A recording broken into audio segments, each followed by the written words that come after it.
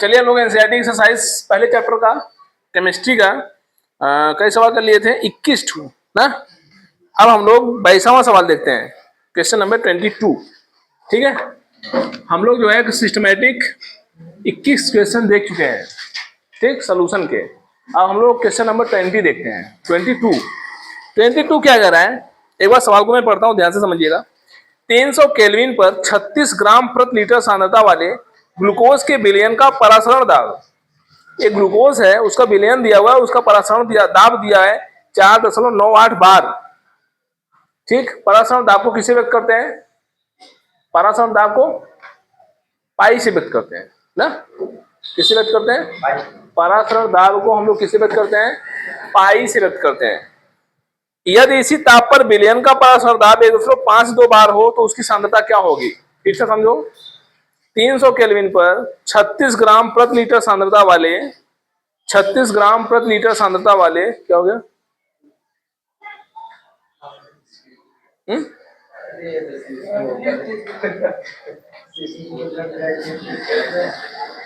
ये तो नहीं, चलो ठीक, कोई दिक्कत नहीं। 36 ग्राम प्रति लीटर सांद्रता वाले ग्लूकोज के विलयन का परासरण दाब 4.98 बार है। ठीक, ध्यान से देखो भाई। 36 ग्राम प्रति लीटर सांद्रता है, कितनी है? 36 ग्राम प्रति लीटर क्या दिया हुआ है? ये सांद्रता दिया हुआ है। ठीक, 36 ग्राम प्रति लीटर क्या दिया हुआ है? सांद्रता दिया हुआ है। ठीक है, 36 ग्राम प्रति लीटर सांद्रता है हमारा। और ये है क्या? ग्लूकोज है। क्या है? ग्लूकोज है। और इसका परासरण दाब दिया हुआ है। परासरण दाब को हम लोग पाई से व्यक्त करते हैं, और पाई का मान दिया हुआ है कितना? 4.98 बार। 4.98 बार। और यदि इसी ताप पर 300 केल्विन पर ही विलयन पर परासरण दाब इतना हो जाए। अब ये परासरण दाब बदल जा रहा है ना। परासरण दाब क्या हो रहा है? परिवर्तित परासरण दाब, यहां लिख रहा हूं, परिवर्तित परासरण दाब। परिवर्तित परासरण दाब का मान कितना दे रहा है? 1.52 बार। घट गया 52 बार। तो ये परिवर्तित परासरण दाब है। तो कह रहा है कि अगर इतना दाब था तो सांद्रता इतनी थी, अगर इतना दाब हो जाएगा तो सांद्रता कितनी हो जाएगी? समझ रहा है? ठीक, तो हम जानते हैं कि पाई वी बराबर होता है एन या सी आर टी, हम लोग लिखते हैं एन आर टी। पीवी बराबर जो हमारा समीकरण होता है, गैस समीकरण, पीवी इक्वल टू क्या होता है? N R T. ठीक है, तो पीवी बराबर एन आर टी, यहां से हम लोग इसका यूज करके परासरण का समीकरण हम लोग लिखे थे, पीवी इक्वल टू क्या? सी आर टी, जहां पे सी है मोलों की संख्या। सी क्या है? मोलों की। ध्यान देना, यहाँ ये नहीं लिखा था मैंने, यहाँ पे क्या लिखा था? सी लिखा था। और पाई पहले वाले के लिए समीकरण बना लो। पहला वाला कितना है? 36 ग्राम। ठीक है, भार कितना दिया हुआ है? 36 ग्राम। किसका? ग्लूकोज का। तो बताओ भार कितना दिया हुआ है? 36 ग्राम ना। तो सांद्रता बराबर क्या होगा? ये W2 है।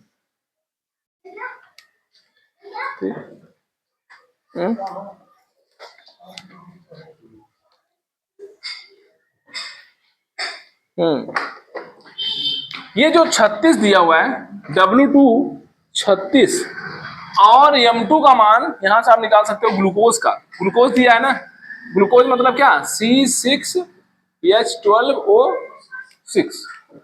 ठीक, ये सब सवाल आप लोग मैं जितना बताया हूं, आप लोग इसको यूपी यहां तो काम करेगा ही आप लोगों का, साथ ही साथ आप लोग इसको जब आप नीट वगैरह देंगे, IIT वगैरह देंगे, वहां भी ये सवाल आपको लगाने की जरूरत पड़ेगी।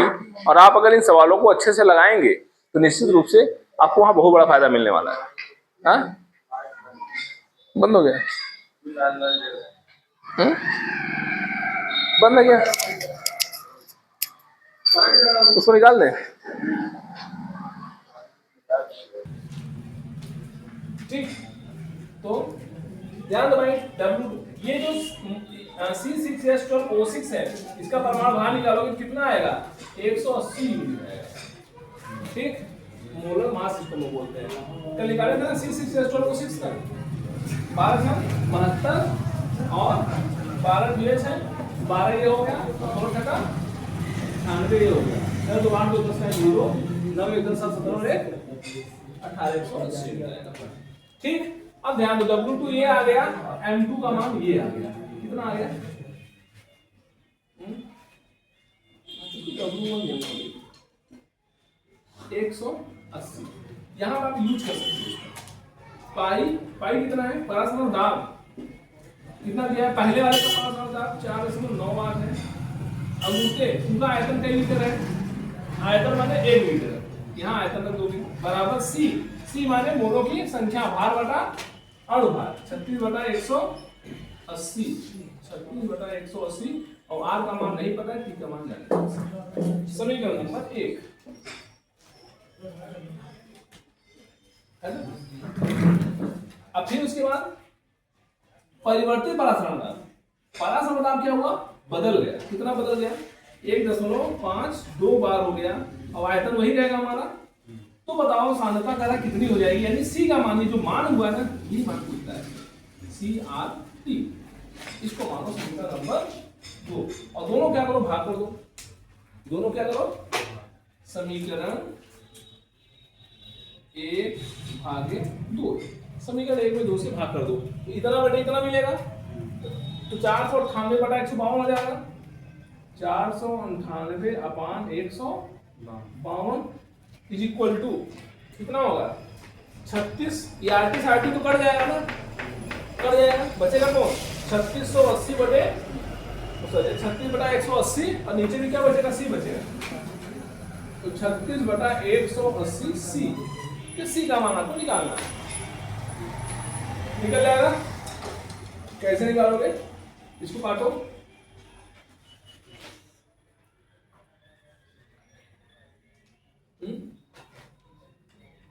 एक छस करेगा क्या? 6 से 42 6 48 6 18 6 7 36 6 से 42 6 से 42 6 48 एक बचा 36 18 कट गया ना। और फिर 100 ये भी काट सकते हो, ये भी काट सकते हो 6 से 6 दूनी 12 3 नहीं कटेगा, 4 3 12 4 3 12 4 32 कट जाएगा ना। हाँ 4 से काटो, 4 चौके 16 4 पंचे 20 4 3 12 और कितना बचा 3 4 32। ठीक है, कितना बचा? अब इसका मल्टीप्लाई कर दो, 83C हो जाएगा। 83C बराबर कितना?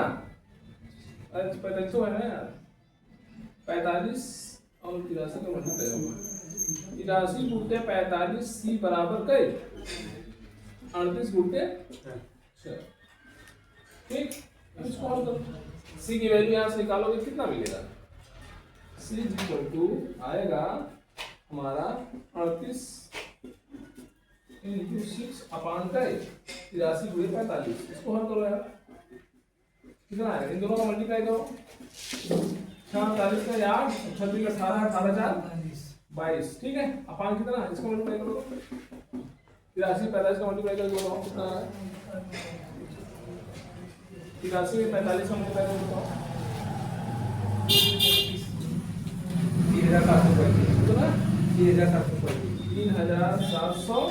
3735।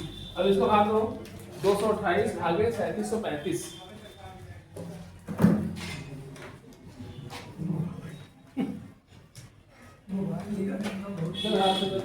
228 भागे 3735 आप कितना आता है?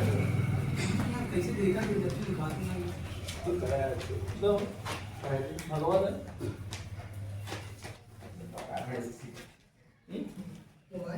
228 में 3735 का भाग दो,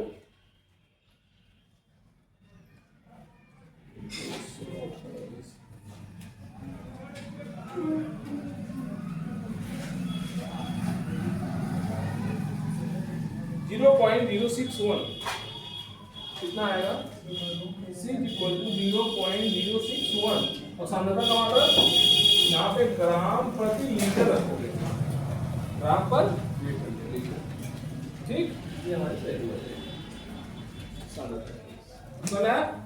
इस प्रकार से पहले क्या करना था पता है, कुछ नहीं, परासरण का समीकरण हमारे पास सही होता है, परासरण दाब का पाई और आजना। पहले वाले के लिए इतना रखोगे, जो इतना रखोगे इसके लिए फार्मूला लगा दोगे, ठीक, और फिर उसके बाद दूसरे वाले में इसको रखो, इसको जो करते रखो, दोनों को भाग करो, आराम से आंसर आ जाएगा ऐसे, ठीक, क्योंकि दूसरे का सांद्रता बन गया, दूसरे का सांद्रता यही हमारी।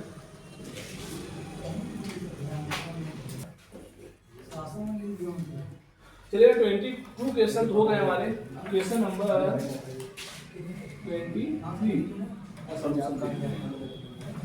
22 क्वेश्चन हो गए हैं, हम लोग 23वां क्वेश्चन देखने जा रहे हैं, ठीक है।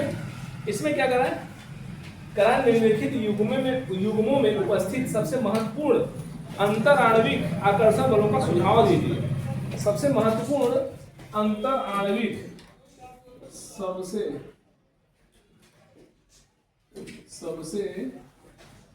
महत्वपूर्ण अंतर आणविक सुझाव, ठीक है। सबसे महत्वपूर्ण अंतर आणविक सुझाव देना है। इसमें मतलब आपको बताना है कि अंतर जो हमारे यहाँ पे दिए हैं, क्या कहते हैं, युग्म जोड़ा दिया गया है। जैसे जोड़ा पहले का दिया है n हेक्सेन व n हेप्टेन, पहला दिया है n हेक्सेन व n हेप्टेन का दिया है। कह रहा है कि बताओ इनके बीच कैसा अंतर आणविक बल है, इनके बीच कैसा अंतर आणविक बल होता है। n हेक्सेन n हेप्टेन ये नॉर्मल चेन होती है। कैसी चेन होती है, जैसे ये हेक्सेन होता है हमारे पास CH2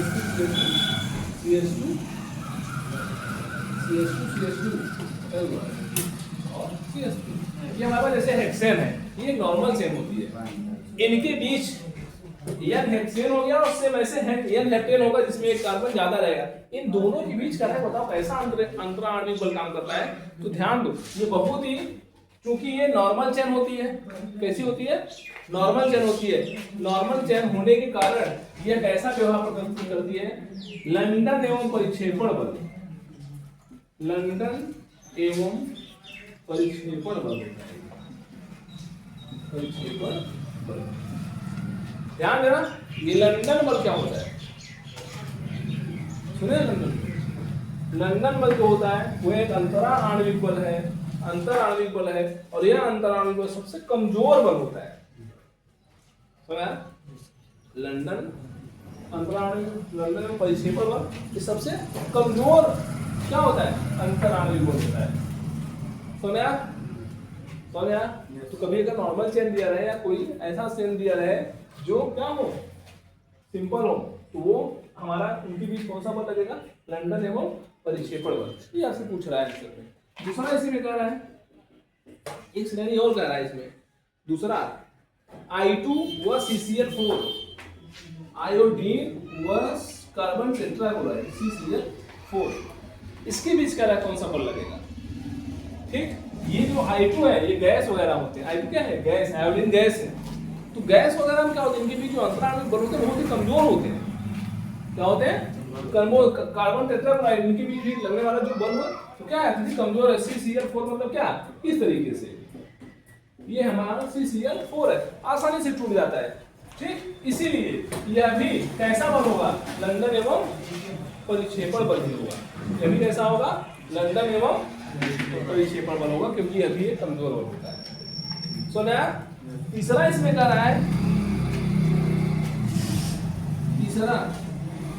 तीसरा इसमें कह रहा है NaClO4 और है हमारे पास H2O।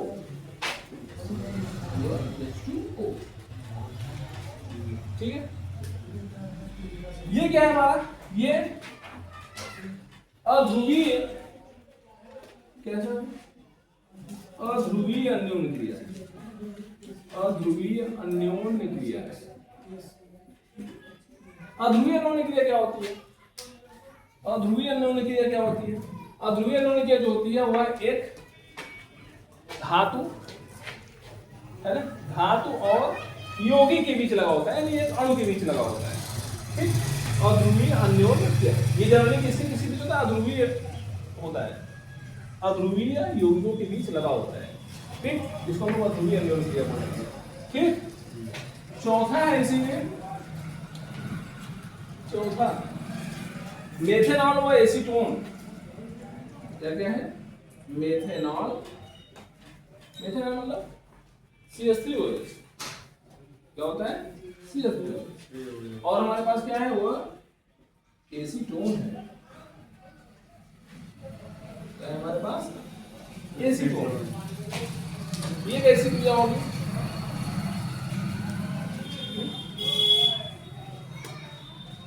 मेथेनॉल है और एसीटोन। पता है मेथेनॉल जो होता है ना, ये ध्रुवीय होता है। क्या होता है? ध्रुवीय होता है। इसके बीच ये भी ध्रुवीय, ये भी ध्रुवीय। यहाँ पे ये ध्रुवीय होने के कारण ध्रुवीय अन्योन्य क्रिया होते हैं। ध्रुवीय अन्योन्य क्रिया को चलो ना, मेथेनॉल और एसीटोन, ये भी ध्रुवीय, ध्रुवीय ध्रुवीय के बीच लगता है। ध्रुवीय ध्रुवीय अन्योन्य क्रिया इसको बोलेंगे, यानी ध्रुवीय ध्रुवीय के बीच अन्योन्य क्रिया होगी। ठीक, ये सब कैसे बल हैं? अंतराणवीय। ठीक, ये सब कैसे बल हैं? चाहे वो रंधन हो, चाहे ध्रुवीय ध्रुवीय हो, ध्रुवीय हो। और क्या हमारे पास एक और है, एसीटोनाइट्राइल। एसीटोनाइट्राइल मतलब CH3Cl। और क्या है हमारे पास? C3H6O। C3H6 मतलब एसीटोन। C3H6O क्या होता है? एसीटोन। Sorry, C3H6। ठीक, C3H6O यह क्या है? याद रखना, ये भी ध्रुवीय है और ये भी ध्रुवीय है। जो ध्रुवीय ध्रुवीय अन्योन्य क्रिया है वही क्रिया यहाँ भी होगी। ये दोनों ध्रुवीय ध्रुवीय हैं, इसमें धातु और अध्रुवीय के बीच काम करेगा। तो ये ध्रुवीय है, ये अध्रुवीय है। और ये I2CCl4 एक ऐसा है, लंदन में परिक्षेपण है, ये नॉर्मल चल है, लंदन में परिक्षेपण बल है। ठीक है, ये चीज आपको बहुत ज्यादा इंपॉर्टेंट नहीं रखना है। ठीक, क्वेश्चन में दिया है, मैंने आपको उसका आंसर बनाने की कोशिश किया है। बाकी ऐसा जल्दी क्वेश्चन आपको नहीं मिलेगा यूपी बोर्ड में से। ठीक है, बाकी आप इसको आंसर कीजिए।